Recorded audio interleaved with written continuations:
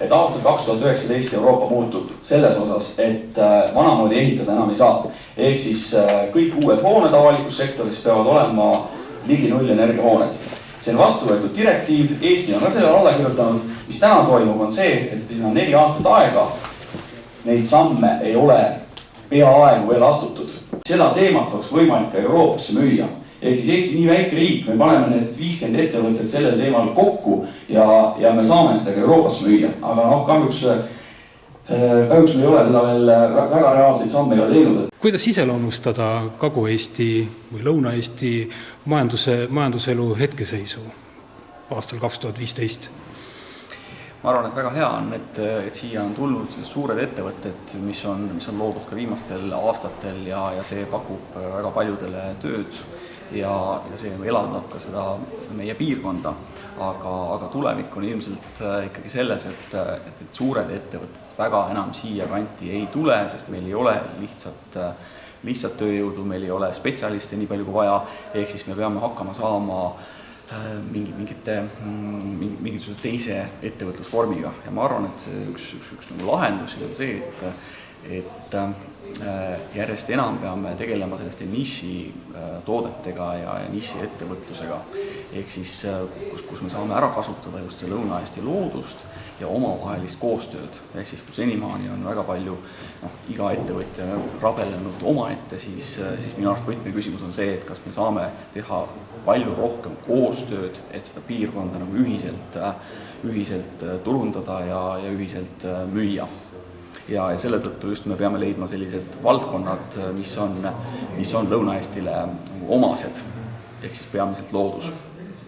Mis seda koostööd praegu takistab? Ega otseselt ei takistagi miski, aga eestlane on selline üksinda olija ja üksinda rabeleja, nii et ma arvan, et varsti saadakse sellest rohkem aru, et kui veel rohkem koostööd teha, et siis on see tulemus veel parem. Kuidas nagu edasi liikuda selle koha peal, et see majandus nutikamaks muuta? Jah, aga kui me oleme lihtsalt puid raiunud ja selle metsana siis palgina välja müünud, nii nagu oli mõnikümmend aastat tagasi, siis me olemegi tegelikult järjest liikunud nagu väärtuslikuma ekspordi poole, ehk siis enam ei müüda palki, vaid tehakse sellest mingid tooteid.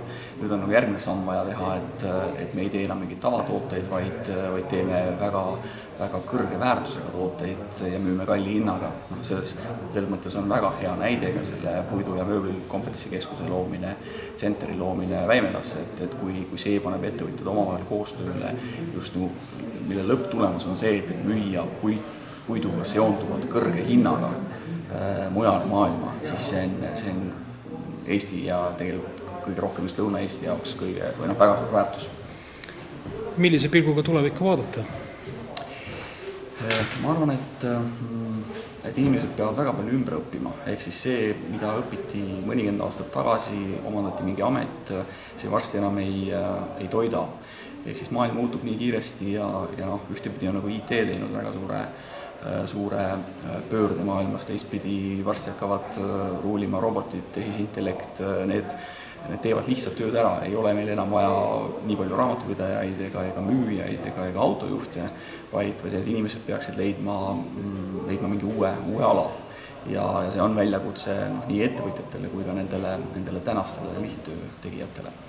Miks IT on nii edukas, aga uutmoodi tegelased, noored inimesed, nad on leppinud tähtsad asjad omavahel kokku ja IT ongi Eestis number 1 ja väga hea, et on.